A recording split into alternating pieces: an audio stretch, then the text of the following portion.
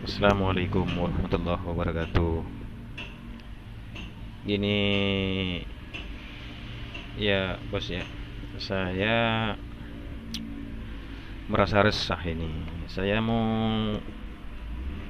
menceritakan tentang carok dulu, carok ya. Tradisi Madura. Kata orang tradisi, sebenarnya bukan tradisi itu. Itu kejadian yang tidak diinginkan sama kita. Ketika terjadi seperti itu, ya solusinya ya tetap harus, kata orang luar itu carok, kata orang Madura itu gimana ya, membela diri. Tapi bela diri itu enggak sih, ini sih enggak seperti yang orang luar sebutkan gitu loh. Carok ini orang kebanyakan cuma dengar mitos bos, cuma ngomong doang. Gimana sih, cuma nyampein solusi gini, oh carok begini gini. Ternyata jangan, nggak boleh seperti itu. Aslinya saya ini adalah keturunan orang yang baru kelar ini carok ini dari paman saya. Paman saya ini dulu kalau diserang tengah malam bos, kalau diserang tengah malam itu kadang sampai 8 orang, yang mati kadang 4 sendiri. Senjatanya cuma parang, bukan bukan celurit ya. Ada celurit cuma nggak dipakai kan, terlalu pendek katanya, karena lawan terlalu banyak, jadi menggunakan yang panjang gitu loh. Paman saya memang asli bos, kebal. Sekarang udah meninggal. Ini belum ada 1.000 hari ini yang meninggal ini paman saya ini.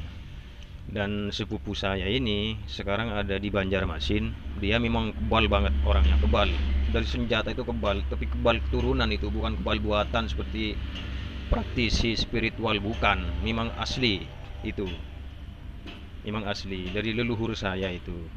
Kalau bikin apa ya, gagang pacul itu ininya bos, sorry nih, dengkulnya yang dijadikan alas gitu. Gimana sih kalau bikin begini jadi apa kata orang ini, jadi kan alas gagang pacul itu ininya memang dengkulnya, sengaja. Dia memang kebal beneran. Nah, kedua, paman saya ini dulu kalau diserang tengah malam itu 8 orang, 6 orang.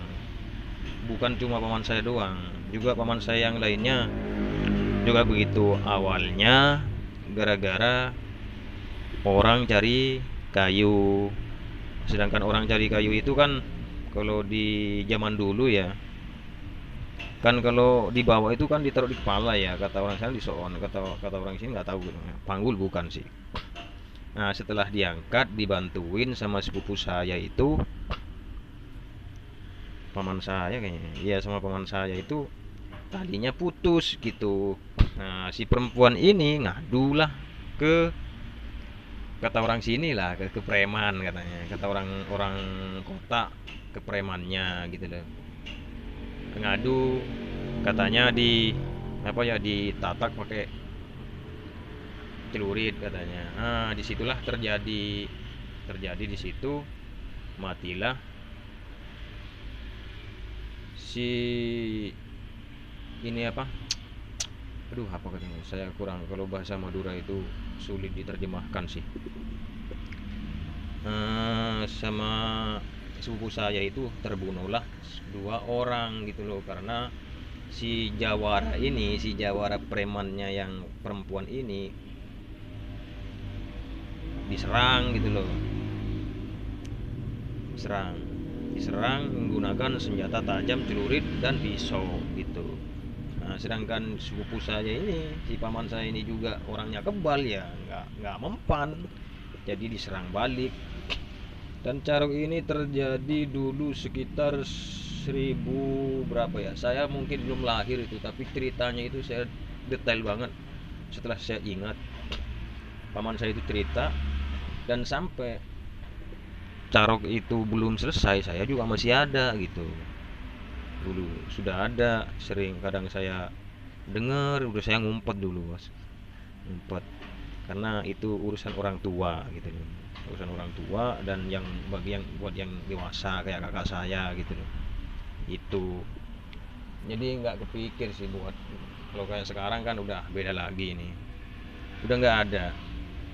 Carok itu kalau bener-bener dilakukan mulai dari tahun 8 berapa ya, 86 kayaknya. Carok itu yang terjadi 86 kata kakek saya. Iya 86 kata kakek saya itu. Kakek saya seorang jawara dulu, orang paling kaya di situ, juga orang paling berani. Bunuh orang itu, kalau maling dibunuh bos. Dulu pernah dibunuh di dalam itu, di dalam apa itu, di dalam bambu, bawa bambu itu kan ada itu, gara-gara mencuri singkong gitu. Punya singkong dulu, kalau zaman dulu udah kaya banget. Punya sapi 3 udah kaya banget dulu, zaman dulu itu. Terus setelah itu carok itu berkelanjutan, jadi berkelanjutan sampai ada sepupu saya juga sampai diserang ketika diem di rumah mertuanya, juga diserang gitu. Tapi ya nggak apa-apa lah, paling ya yang nyerang itu ntar kan pembunuh bayaran itu yang disuruh itu, pembunuh bayaran yang disuruh, orang bayaran juga sih. Eh, Tiba-tiba udah paginya udah kedengeran ada yang meninggal gitu. Nah selanjutnya ya, bentar bos, saya skip dulu bos, ini anak saya ini.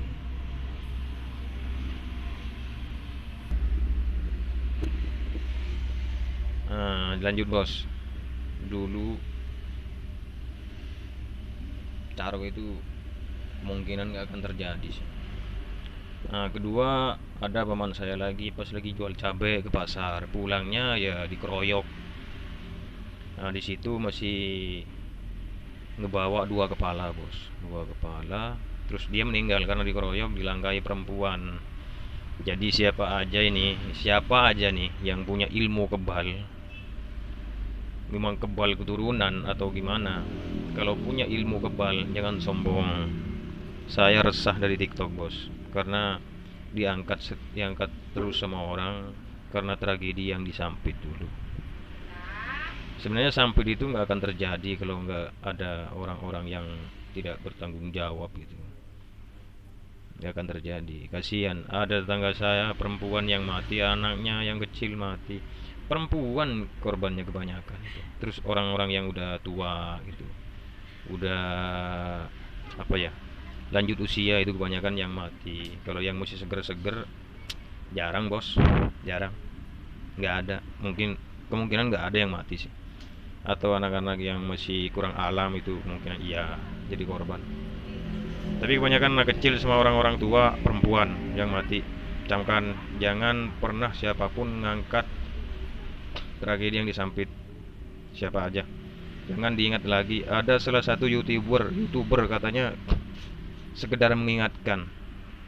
Itu sebenarnya mengangkat ingatan orang yang sudah hilang. Mengangkat lagi ingatan yang orang yang sudah hilang dengan kejadian yang dulu itu, yang tidak seimbang gitu loh. Itu tidak seimbang sebenarnya. Kalau dibiarkan saja orang Madura juga ngelawan, kalau memang mau diadu nih, biarkan saja. Lihat berapa banyak mereka yang mati, entar siapa yang hidup, siapa yang mati. Dibiarkan. Tapi salah. Kalau punya orang Madura kelihatan bawa senjata, diambillah sama petugas kepolisian. Sedangkan orang Dayak bebas dong ngamuk. Gitu ceritanya. Saya dari sana dulu bos. Pas kejadian itu saya di sana. Jadi saya nggak ini gitu. Nggak pengen tragedi itu diangkat-angkat terus, apalagi dijadikan bahan konten. Gitu. Bukan saya nggak terima, cuma kasihan. Sedangkan orang sana sendiri yang ikut dulu dalam pertempuran itu, mereka banyak yang nyesel. Banyak yang nyesel karena kejadian perang saudara gitu. Banyak yang nyesel. Pengakuan dari rekan saya di sana itu, keterangannya banyak. Ada yang gila, ada yang begini, karena menyesali perbuatan yang dilakukan oleh mereka yang sudah mengamuk menghabisi orang Madura itu terlalu banyak. Jadi dia itu menyesali karena mereka nggak sadar bos. Kalau perlu ditanyakan, mereka didoping bos, dikasih obat bos, di matanya ini bos, hidungnya, telinganya, mereka didoping. Jadi selepas 3 bulan doping itu habis. Setelah doping itu habis, kambuhlah mereka, ingatlah mereka kemanusiaannya itu masuklah dalam dirinya, ruh manusianya. Sedangkan yang mereka bawa saat apa ya, mengamuk membunuh orang Madura itu begitu, seakan-akan bukan dirinya gitu loh. Makanya kalau ada orang Madura, orang Jawa bisa dibedakan, mereka didoping di hidungnya, penglihatannya di matanya, pergerakannya orang Madura itu ada di mana, telinganya. Silahkan diklarifikasi atas kebenarannya ini. Lanjut bos ke Carok. Dulu Carok ini kebanyakan ada orang sekilas ya, ini istrinya misalkan diganggu orang atau cemburu, itu Carok terjadi. Itu bukan Carok karena kesalahan, dilampiaskanlah dengan membunuh. Karena memang sudah ada buktinya. Kalau memang yang udah ada buktinya, kalau Carok yang sebenarnya dulu terjadi di keluarga saya. Di keluarga saya itu dari leluhur saya, bukan leluhur si paman saya, dari mbah saya, paman saya, di paman saya sih, paman saya, suku saya. Itu baru kelar tahun 2000 berapa ya? Tahun 2004 kayaknya. Baru kelar di situ. Karena paman saya menikahi cucunya lawannya itu. Lawannya kurang ini terlalu banyak soalnya, bos. Lawan menikahi itu. Paman saya sekarang ada di Pontianak. Dia yang menikahi lawannya. Setelah anak itu lahir, berhentilah Carok itu. Dulu sebelum itu terjadi bos, waduh, Carok itu sampai bosan bos. Bener denger dikit malamnya udah laporan, ini diserang lagi semalam. Gimana Jedra? Enggak lah, orang dia dari dulu diserang nggak apa-apa gini-gini. Ya paman saya itu kan cerita pas saya kesana ke rumahnya, gimana semalam beneran? Iya bener, ada berapa orang? 4 orang. Terus sampai masuk nggak? Ada 3 di belakang rumah, yang 1 depan rumah, di bawah pohon ini, pohon apa, pohon jambu. Nah, terus saya pas keluar dia masih di situ, langsung ditebas sama paman saya. Dianya langsung lompat, putuslah pohon itu, pohon jambunya. Pas dikejar ternyata yang lari 4 orang, mereka nggak berani adu depan bos. Nah, sedangkan yang disodorkan semua sama lawan paman saya ini orang-orang pembunuh bayaran. Mereka pikir ngebunuh orang itu mudah, semudah kita menebas batang pohon pisang kali. Enggak semudah itu. Orang Madura itu meskipun kebanyakan ada yang punya bela diri, kebanyakan yang enggak, tapi yang paling berbahaya dalam bela diri ini orang yang enggak mempunyai bela diri sama sekali. Itu yang sulit bos ditebas, bos, sulit ditebak bos. Mana kita nyabetnya di mana, sabetannya sebelah mana, itu sulit ditebak.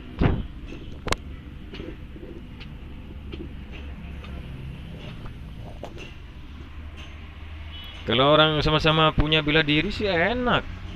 Pergerakan mereka terbaca. Semua terbaca. Mentang-mentang bela diri, saya jago, ahli ini, punya ilmu.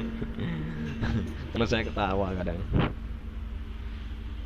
Itu terbaca oleh lawan. Kalau enggak serius belajar ilmu bela diri yang full gitu loh. Dari sejenis seluruh kuncian itu kalau nggak dipelajari semua itu sia-sia. Kalau cuma tanggung-tanggung doang ya jangan dah. Kalau cuma hanya sebatas seni mengisi konten silahkan, buat lucu-lucuan nggak jadi masalah. Tapi kalau boleh jangan dipamerkan. Kebanyakan sekarang ini pamer, punya begini-gini sudah turun di lapangan begini short. Jangan dah. Kalau cuma buat menghibur sebagai sebatas kembangan, bagus. Saya akui. Saya bukan ahli bela diri, tapi saya bisa membaca pergerakan orang.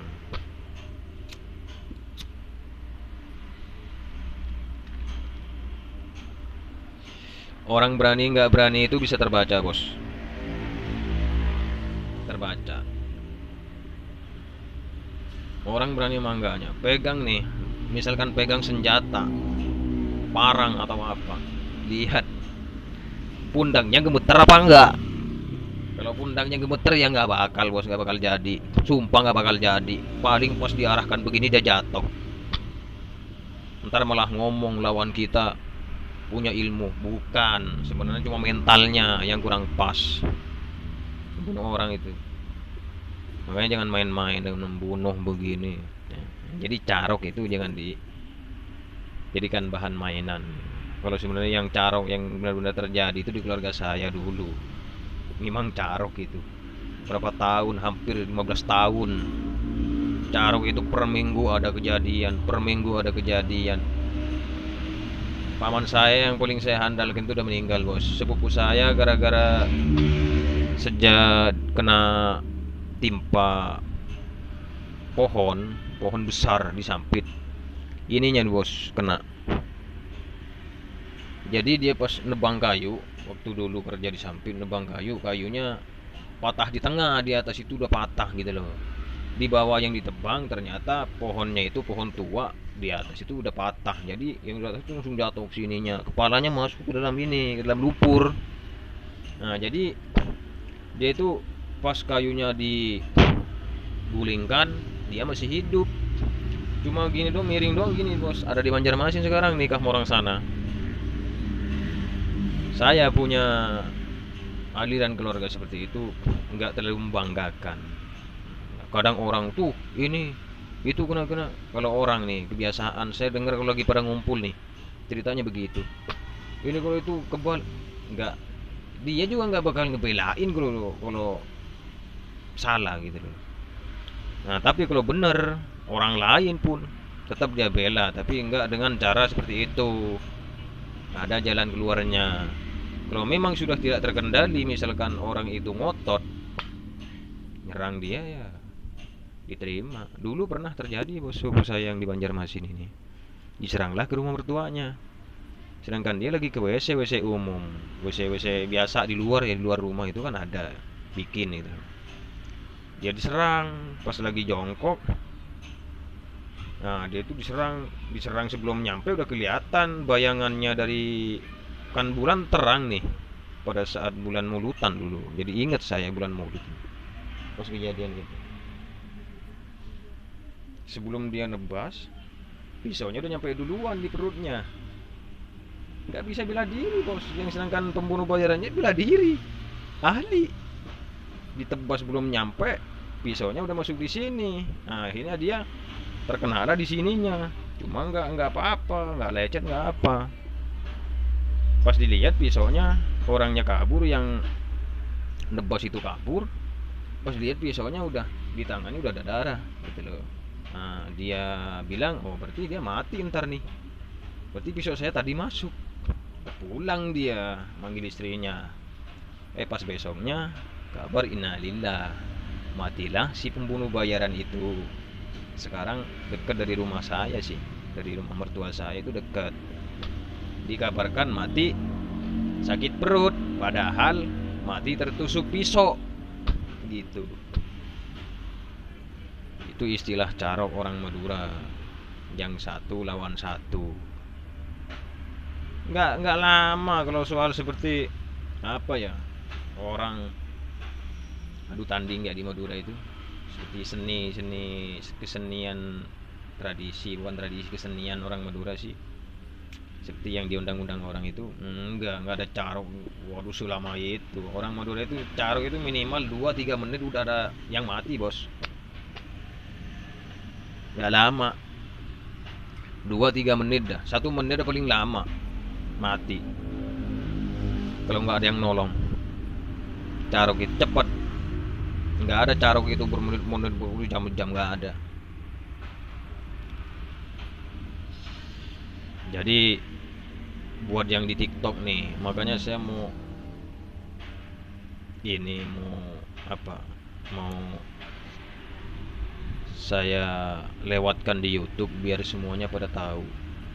Yang ngomongin Carok apa Carok, jangan dia ngomongin orang itu nggak ada yang berani, nggak ada yang takut itu.